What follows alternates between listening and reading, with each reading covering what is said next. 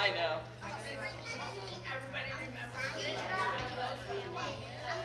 Oh, they were so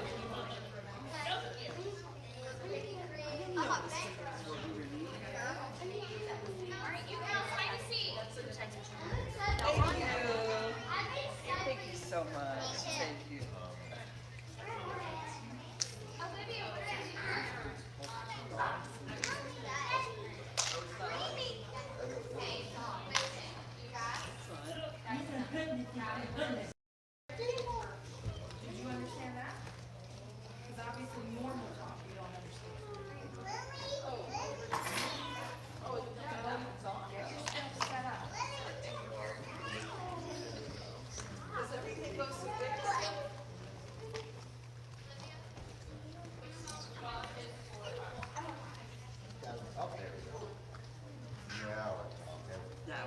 So I don't have a digital cam because we've been just kind of doing key stuff. That's okay.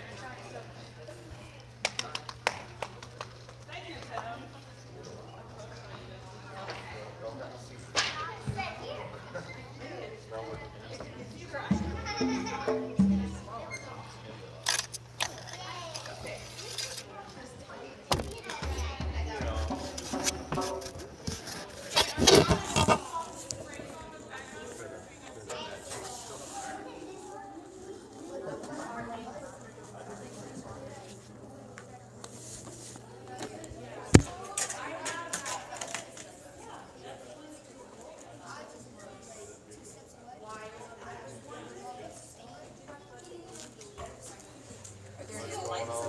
Oh, living the dream, man. Living the dream. Nice being your own owner. Have the relaxing life. It's horrible. Yeah, worked for free for the last year, so. The government got me. Oh, no. That's depressing. Very depressing. Work for free. For a whole year.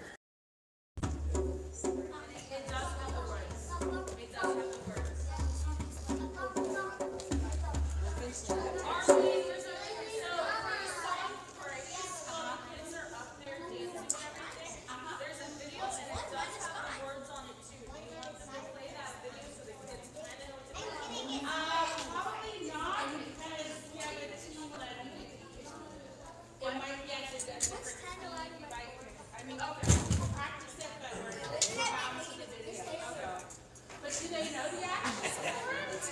Every time I see you, all I think about is ancient days. Oh man, I can't.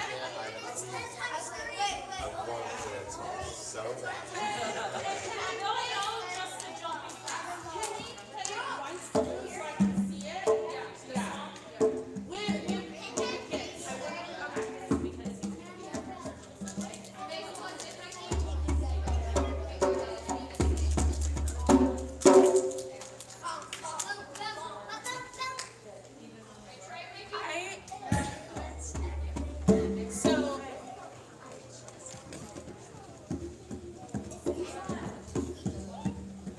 So Eugene, Yes. instrumentalists. I'm going to try it once with the video and with the kids doing stuff, so we're going to play with the video. I don't know how it's going to work. I'm really not a proponent of that, but I just want to see if it works We do because, that on Sunday. yeah, praise Which for song? praise. For No, praise. but I mean with the video. I don't know. I Okay, just try it. With just try it once. the chant thing? Or just, We'll try. yeah. Do it with the video. Because the kids won't know, they feel like they won't know their moves or dancing or anything like that. Yeah. My thumbnail. That's gross. That's the thing. Yeah. Yeah, his thumbs are toes. His fingers are.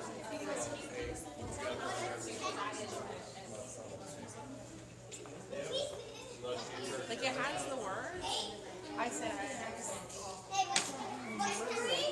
but if we're off beat, then if we speed up, then no.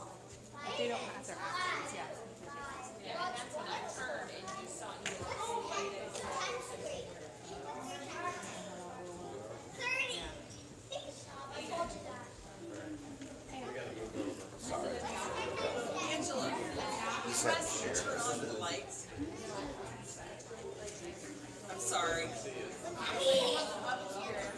you guys see me pray. The video. You know, they do, but it's not like they don't remember even how to do it. You know what I mean? Unfortunately, I tried that.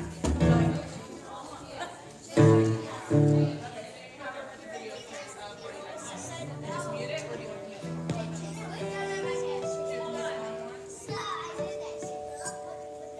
stay right there? Sit right there.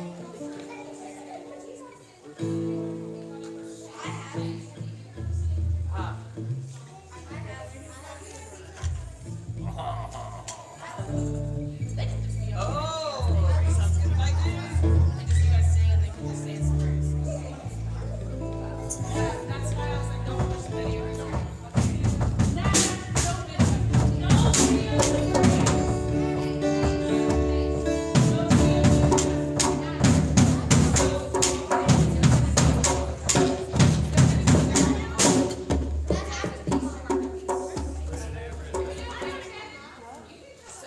we need Can you do a mic check? Yeah. Yeah, I can't find it either. All right, we'll try that. We'll try a different microphone. I lost my train of thought.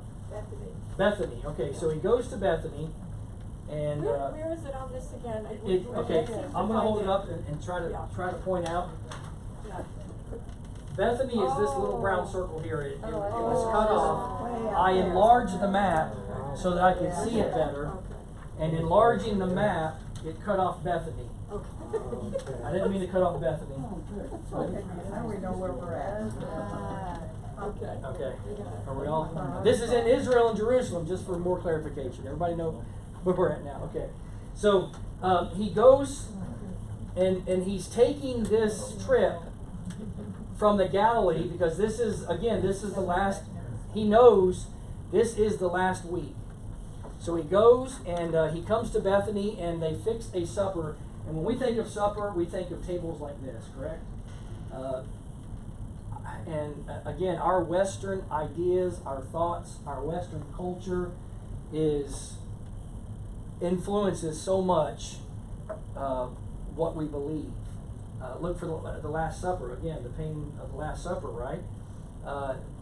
Number one, they weren't in a straight line, but number two, the tables were never this high. I love the humor in the Passion of the Christ. Everybody watch the Passion of the Christ?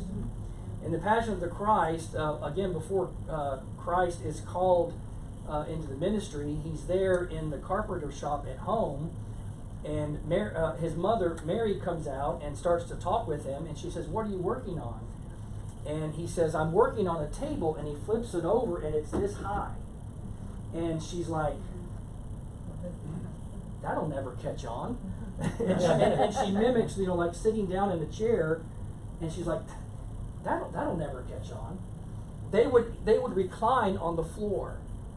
The table was literally no higher than a knee high, and they would recline on pillows on the floor, and it wasn't again in a rectangle or square.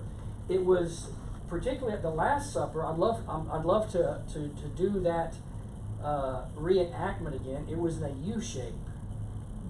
It was in a U shape, just like the guests that are sitting here.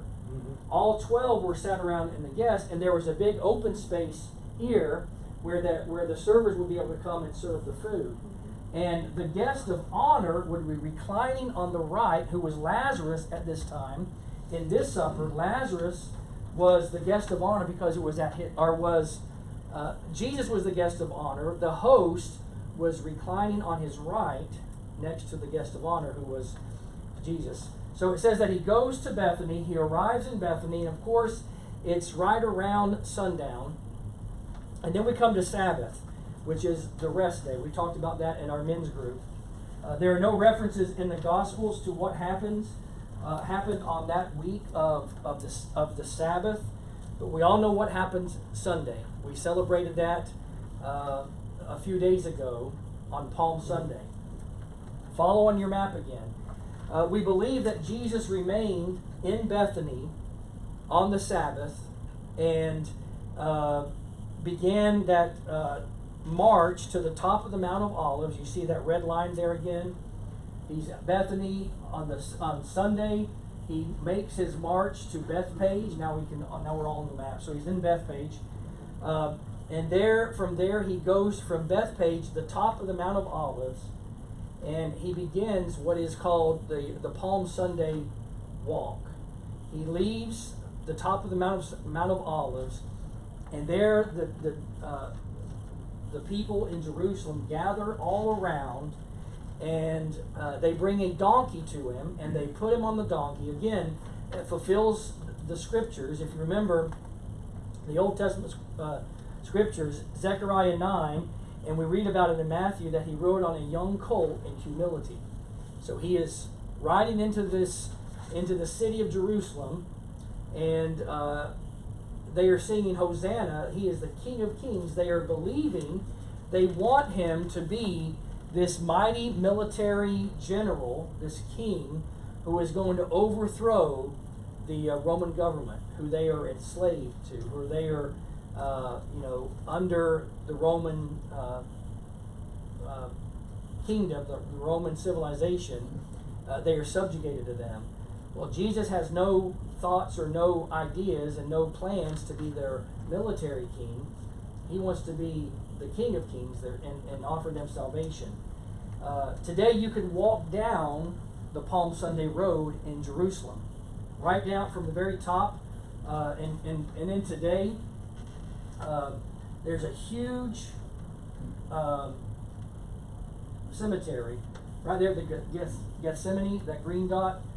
From Gethsemane all the way to the south along the slopes of the Mount of Olives is a humongous, and I can't remember the number, probably 15,000 cemetery plots. People have been buried there over the centuries because they wanted to be close to where Messiah was going to come, because the Bible tells them, their scriptures, the Jews understood that when their Messiah comes, they're going to be raised up from the dead and ushered into the kingdom with their Messiah through those eastern gates. And so, of course, you could pay, as they did, to be as close as possible to where the action's going to be.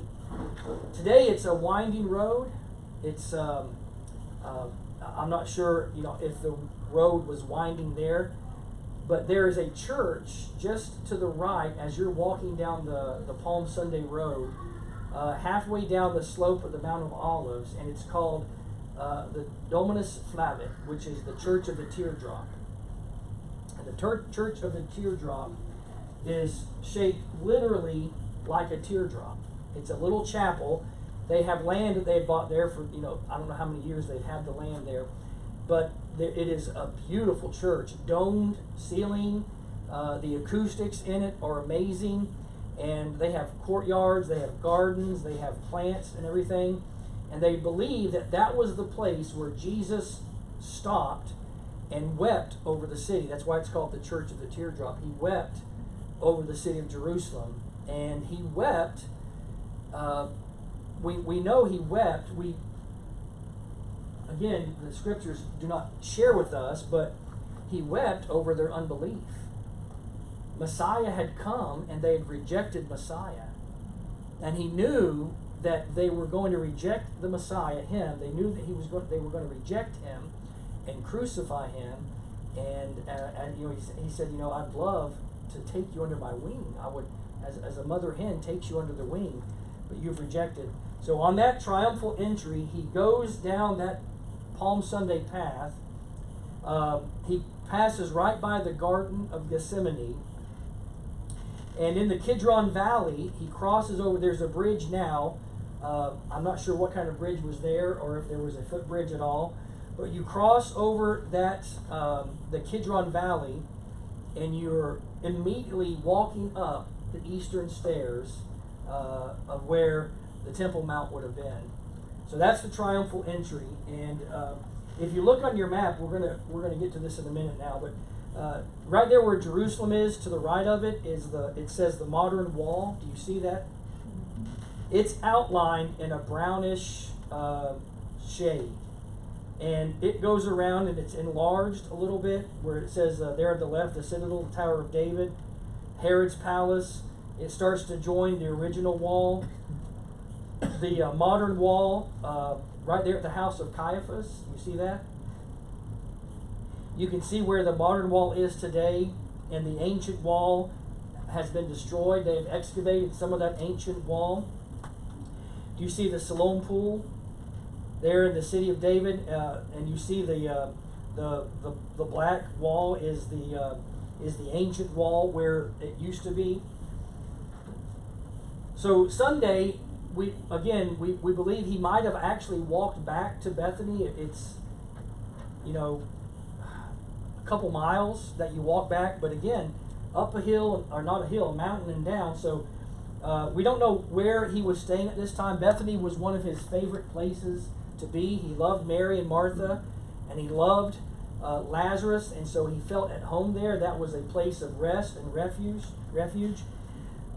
So Sunday he goes into the city in the triumphal entry. Monday he comes back, and we know the story there. Look at Matthew chapter 21. Matthew chapter 21. It's interesting that all four Gospels have recorded this. And what's interesting is some of the Gospels record that there were probably two. There could have been 3 times where Jesus cleansed the temple, as it's called in the Scriptures. Look at Matthew chapter 21, verses 10 through 17. It says, then, when he had come into Jerusalem, all the city was moved, saying, who is this? The multitude said, this is Jesus, the prophet from Nazareth of Galilee. And he went to the temple of God, drove out all those who were bought and sold, all those that bought and sold in the temple, overturned the tables of the money changers and the seats of those who sold doves. And he said to them, it is written, my house shall be called a house of prayer, but you have made it a den of thieves. And I've heard it said before, and I can see some of the reasoning of this, but when a youth group or a children's group, I can remember going back to when I was in the youth, and the church was doing fundraisers for our youth. We said, hey, I know one thing we can do. Or like on a Wednesday night or a Sunday, the schools were doing fundraisers, and the kids would come in with their fundraising sheets. We're selling popcorn, or we're selling candy bars, or we're pre-ordering coffee mugs. Would you like to buy one? And some of the church got all upset that they were money changers in the church. And I'm like, that's not what the Scriptures was talking about. Jesus wasn't saying that you can't, what Jesus was doing was these money changers, these vendors, if you will, had a racket going on that people from all over the Israel were coming to Jerusalem for the Passover. And they still had to make sacrifices for their sins, for their trespasses, their love offerings. And if you're traveling even from the Galilee, you're not going to be able to travel with turtle doves, with oxen, with all these things that you have to make a sacrifice for, right? Because that's just going to add an even larger burden to you. And so what some of the money changers had done is say, listen, don't worry about it. Come on down to Jerusalem this weekend only. We've got a special deal for you. That's basically what it was. And they would charge exorbitant amounts because these sacrifices, they had to be perfect without spot. And those in Jerusalem were also getting fleeced by it. Those in Jerusalem that had access to pure white lambs that could be sacrificed, they would bring their firstborn lamb, and there was not a problem with it, but they would bring it before the money changers, and they would look it over, and they would examine it, and they would give it the go over. And any car salesman here? Okay, if you're listening online, I'm sorry. But they got bad raps, don't they? Car salesmen don't get, same with lawyers and same with preachers. So I'm in a good group here. But that's what they would do. They would look at these lambs, and they would have no problem at all with them. They would be perfect, spotless, lambs to be sacrificed, but the priests were getting a kickback, and these money changers would look at it and says, no, I'm sorry, we can't use that. There's a blemish with it. But I tell you what, we just got this new model in, and there's not a thing wrong with it. And we'll give you $500 trade-in for that little clunker, but we can apply it. And I'll tell you what, if you apply it to this one that we've got, we'll double it and give you $1,000 for it. Have you been there? Have you seen? And that's what was happening. But you know what was even worse? They would take that lamb that wasn't fit for sacrifice.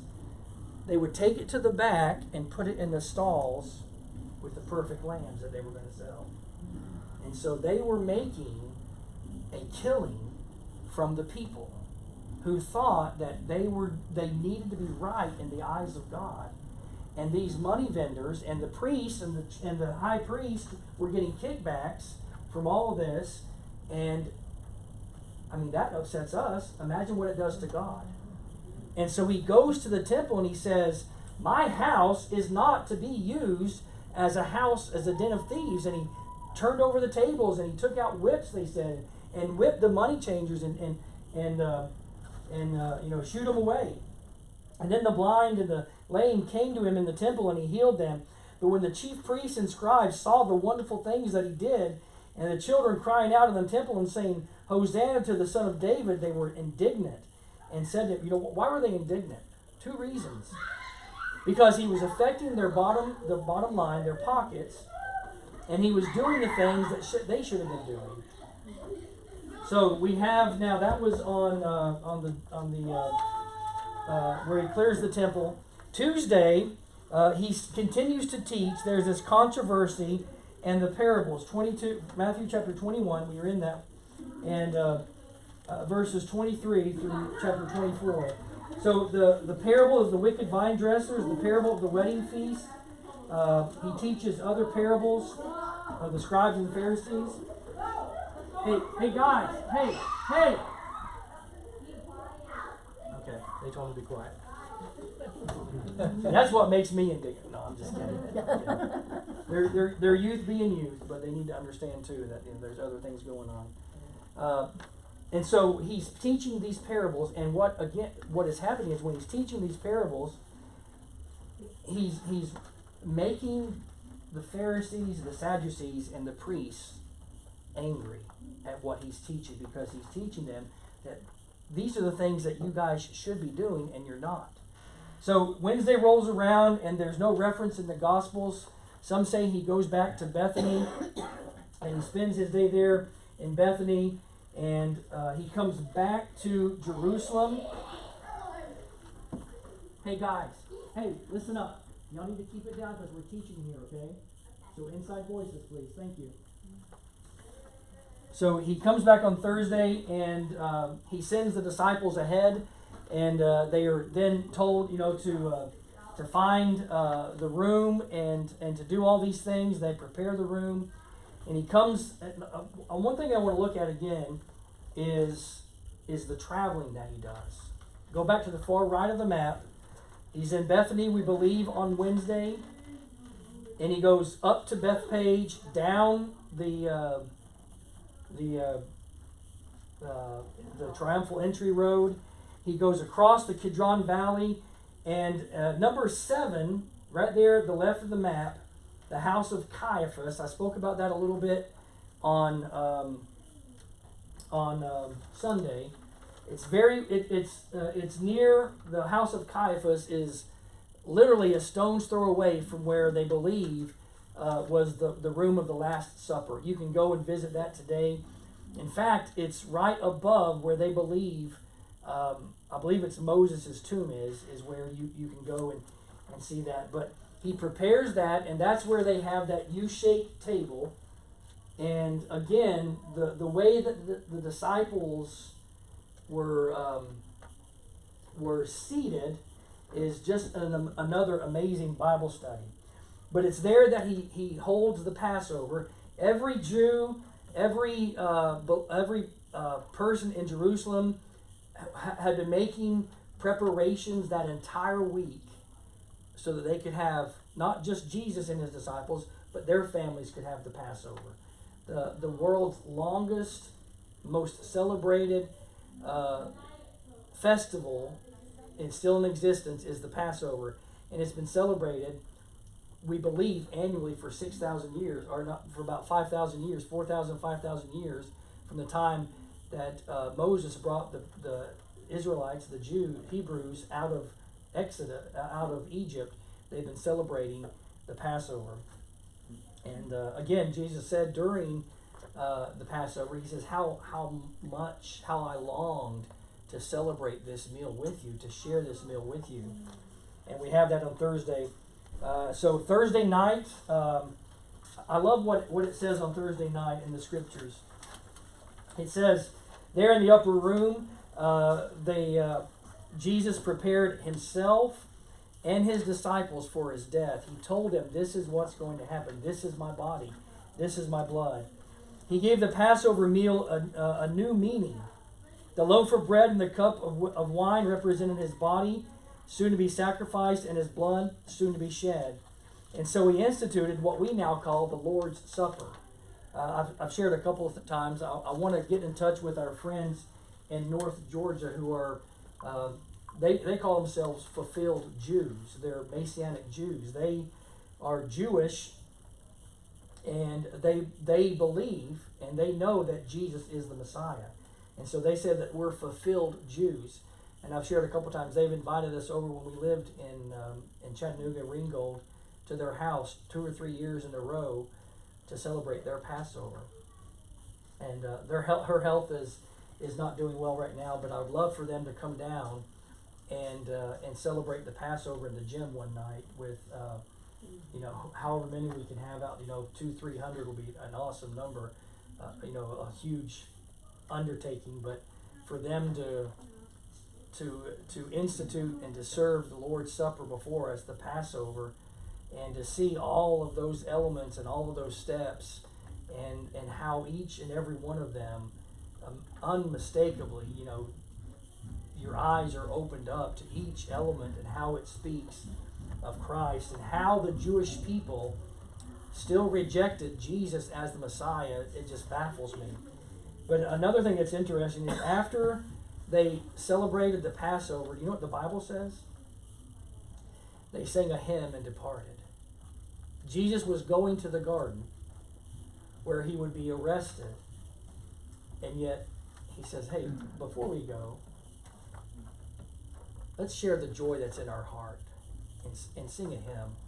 And so they sang a hymn, and they went to the garden on that Thursday night, and Jesus prayed in agony. Now again, he's going about another 1.5 miles. Follow again, number 7.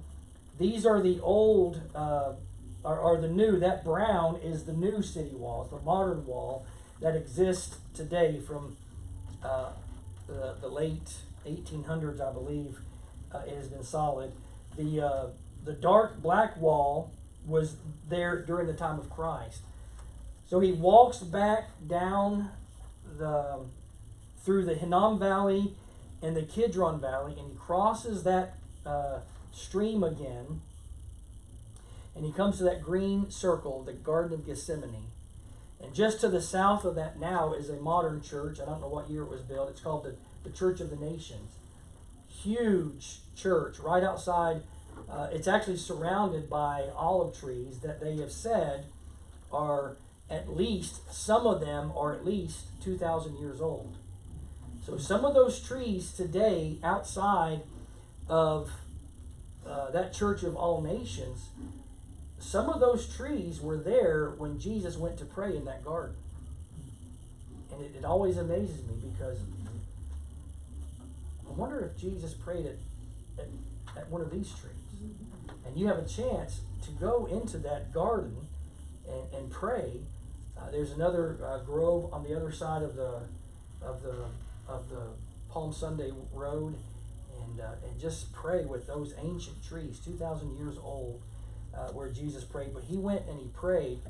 And again, if we read the scriptures on that Last Supper evening, the Bible says that he was in such agony and was in such, not fear, but he was in such turmoil that he actually sweated drops of blood. And he prayed, Father, if there's any way for this cup to pass before me, let it be, but not my will, but yours be done. And I don't think that he was praying for another way to die. I honestly think what Jesus was praying that night was he knew that, as I shared Sunday, sin had to be answered for. And here is the spotless, without blemish, perfect man God, who had never sinned, who had never known sin, who had never been spotted by the sin of the world. He knew what the scripture says, that he who knew no sin became sin for us. He knew that in order to redeem mankind, God was going to place sin on his Son Jesus Christ and be judged by God the Father for the sins of man. That's what I believe turned his sweat to drops of blood. And he said 3 times to his disciples, can you watch? Can you watch and pray? And 3 times, Peter, James, and John were found what? Asleep. Sleeping. While he was dealing with the reality of soon and very soon, he was going to be not just his or the disciples' sin, but mankind's sin. All of mankind's sin, he would have to answer for. So he was arrested that night, sometime around midnight. Now it becomes, it's still Thursday, the Last Supper. And so he was brought now to the house of Caiaphas. If you look at number 7, right to the out, that's where Jesus denied Peter. You know, he was arrested.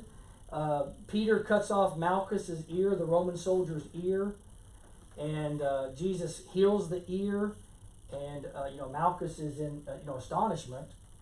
And I believe, again, one of the reasons why I believe he healed his ear is because if there had been bloodshed, then there would have been reason for Roman arrest. There would have been a crime committed. And in order for there to be no record or no reason for an arrest, he healed his ear. There's no evidence, right? And so but Malchus knew that something had happened.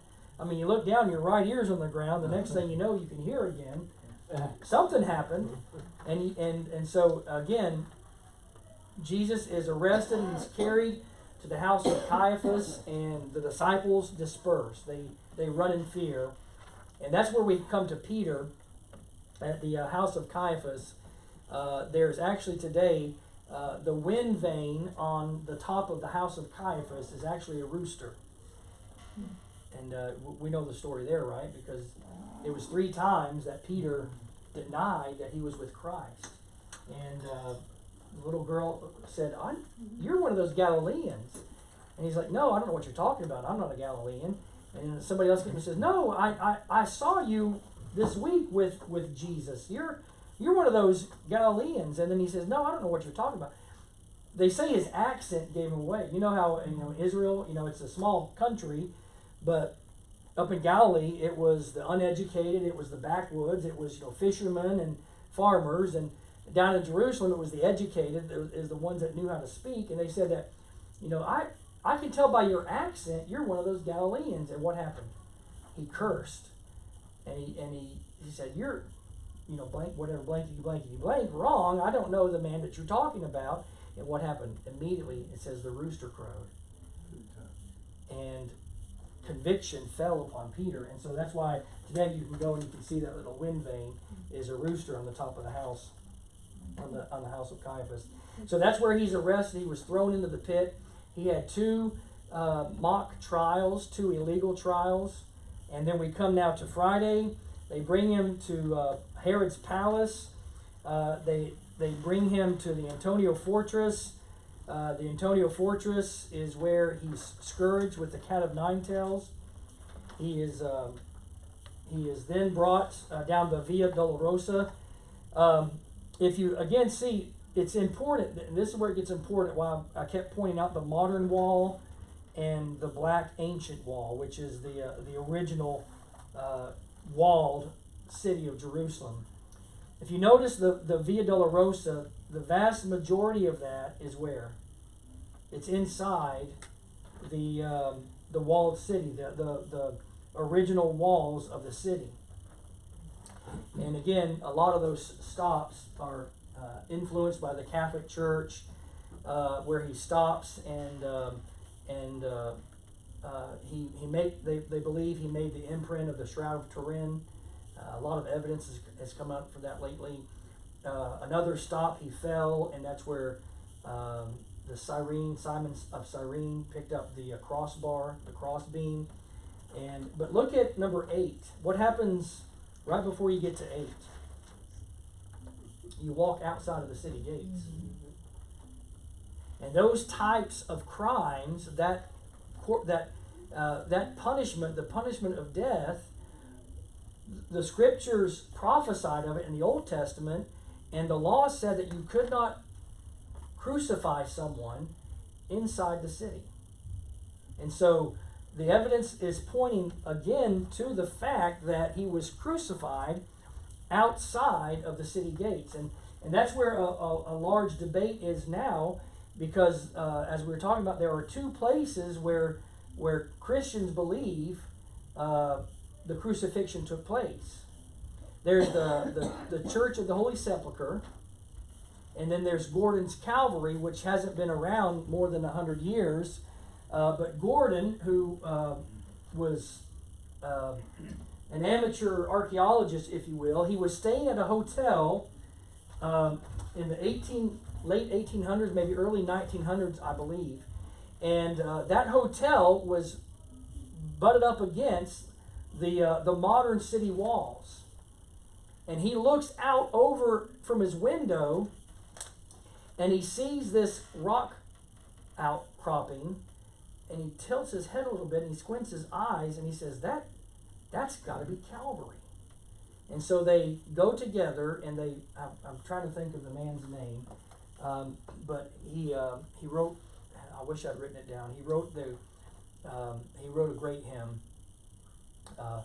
They buy that land, the garden beside of it, and they believe that's where, at Gordon's Calvary, is where Jesus was crucified and was buried and rose again. But for thousands of years before that, everybody, when they came to Jerusalem, they would go to the Church of the Holy Sepulchre. And today now, just as the Praetorium is, thousands of years of excavation, they have roofs over it. There's churches built around it. There are icons all over the church. There are literally thousands of people a day that come in and go out. And so you can't see what Calvary might have looked like thousands of years ago, but when you put your mind to Gordon's Calvary, that's what you would imagine the Church of Holy Sepulchre might have looked like before all of this commercialization and, selling things came, and indulgences and things like that. But it's very possible that both sites hold some evidence that both sites could be the place, because both are outside the city gates. So we see the crucifixion. We talked about that Sunday. He's crucified. His body is brought down. Joseph of Arimathea says, "Hey, I have this new burial tomb that's been cut out. I'm going to give it to Jesus. No family has claimed the body, and so they buried the body in a haste on Friday, and they had to because the Sabbath was quickly approaching. So everything was taken care of. The guards made sure that the body was dead, and once they assured that the body was dead, they handed the body over to those that claimed it. They put him in the tomb. The government put a seal on the rock that covered it, and he was buried in the tomb. And then number 10 was the resurrection. We have the evidence of both tombs that have been uncovered, the one at Gordon's Calvary and the one at the Church of the Holy Sepulchre, both of those tombs that have been venerated, that are visited, are empty. And they've never been used since. Someone once said that it's amazing, but this is the only place on earth where people go to see nothing, right? I mean, you pay thousands of dollars to fly to Israel to see nothing, to see an empty tomb, and that is the proof that Christ rose from the dead. Atheists have come to understand through the studying of Scripture. The Jewish faith has come to understand. Of course, Christians, the only group that still believes that Jesus Christ never died are Muslims, and their Quran, states that. But even atheists, they cannot deny that there was a person, a historical figure that lived around the 1st century, whose name was Jesus, that lived, that was crucified, that died, and that was buried. Now, though they can still continue, the atheists still continue to refuse to believe that he was resurrected from the dead, but we've got proof that it is. We're here tonight studying the Scriptures. This Sunday, I'm going to use that illustration. There is a proof in our hearts for believers. There's a reason that he is resurrected, because we're here on Sunday mornings to celebrate that. And so the Scriptures all go through that. Before we close with the time of prayer and look at our prayer sheet, everybody familiar with Focus on the Family? Yes. Everybody heard James Dobson? Yes. He has got an amazing devotional that you can go through. I've printed up 15 copies if you want to take one per household, if you want to wait around and see if there's any extra. It's through Holy Week, and it goes through a lot of what we've just gone through. But I love, at the end of each day, there are questions that penetrate our heart and get us to thinking. And then there's, of course, a sample prayer that you can voice to thank the Lord for these Holy Week events. Any questions?